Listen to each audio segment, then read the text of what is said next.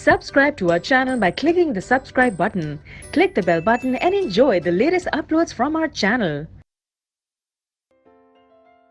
Students, let us start with the chapter polynomials. इस chapter के अंदर जो हम टॉपिक्स देखेंगे, सबसे पहले वो है इंट्रोडक्शन, चैप्टर की इंट्रोडक्शन। उसके बाद पॉलिनोमियल्स इन वन वेरिएबल क्या होते हैं, उनके क्या क्राइटेरियाज हैं, उनको ये हम पॉलिनोमियल्स इन वन वेरिएबल कह सकते हैं। जीरोस ऑफ पॉलिनोमियल्स, पॉलिनोमियल्स के जीरोस कैसे निकालते हैं और वो क्या होते हैं। फिर रिमाइंडर थ्योरम पढ़ेंगे हम। उसके बाद हम पॉलिनोमियल्स को फैक्टराइज कैसे करते हैं ये देखेंगे, और लास्ट में कुछ अलजेब्रिक आइडेंटिटीज देखेंगे और उनके ऊपर बेस्ड कुछ क्वेश्चंस देखेंगे।